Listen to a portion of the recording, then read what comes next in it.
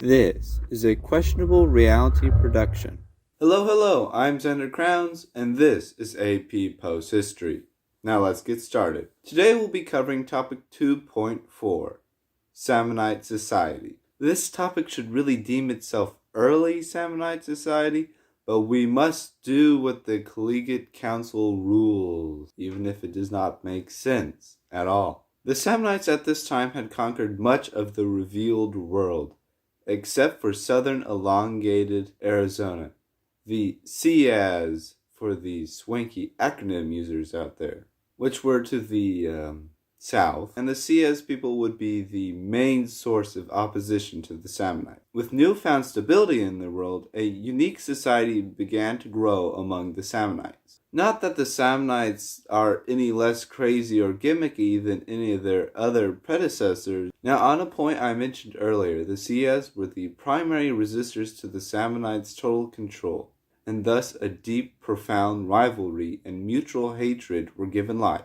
Often happens in these type of situations. The propaganda effort was a pronounced occurrence among the Salmonites. Beyond mere posters and speeches, anti-CIAs sentiments were enforced into education, art, and literature. Often books were focused on this plot structure. Some CIAs salmon hater would attack and destroy something. It really could be anything. And after some great initial struggle, a Salmonite hero would reign triumphant and pay their dutiful respect to Capistranus, the great salmon. Some more creative authors would be less explicit and use allegories, like a salmon swallowing an eagle whole, which is super creative. On a side note here, I want to apologize if I sound biased towards the CIAs people. In my opinion, they always present as the better society, and really they're just not so salmon-oriented and obsessed, which gets annoying after a few lessons or so.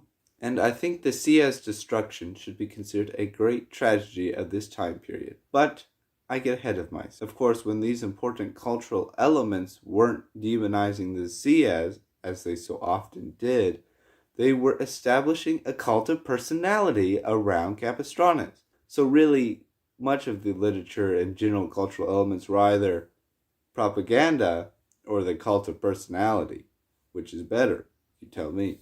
Who, of course, as you may have realized, was now called the Great Salmon, and claimed control over all the salmon upon the earth, a truly mighty power. Even though much of the salmon had now long since died off, but regardless, he was essentially established as a god upon the earth, whose domain was not lightning like Zeus or the dead like Hades, but salmon. This naturally segues into another facet of Salmonite society, the worship, reverence, and fear of salmon. Salmon had been the root cause of the apocalypse and would forever be associated with such a terrible event, part of which rationalizes why Capistranus bought so deeply into the salmon image. Salmon became a common decoration and motif throughout the stretches of the Salmonites. There were salmon gargoyles, grotesques, frescoes, and whatever have you, and whatever you could dream up, you would have to bet they slapped a salmon on it.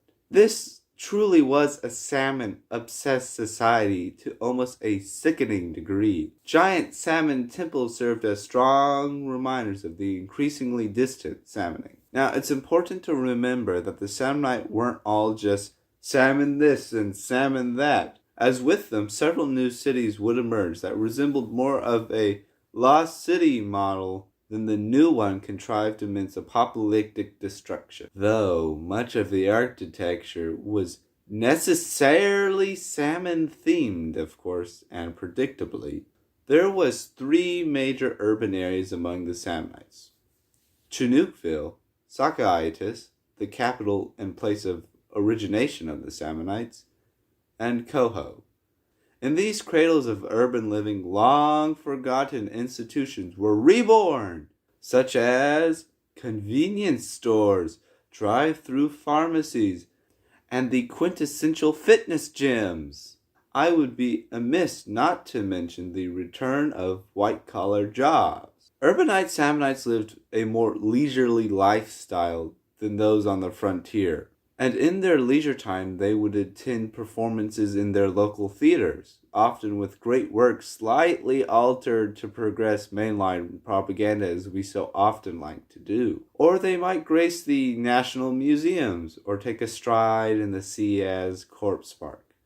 Of course, there is much, much more they also did. Music itself was revived from the black abyss, with the Salmonites concocting their own strange blend of music. Let us turn to the History Maker segment, where Mayor Chum of Sakaitis boasts of Sakaitis. I remember as a youth being a slave with Capistranus, and I remember riding into battle with the great salmon and conquering the Chinook Basin. As we settled to build our empire, I worried that this diaspora induced by marching would sever apart our people.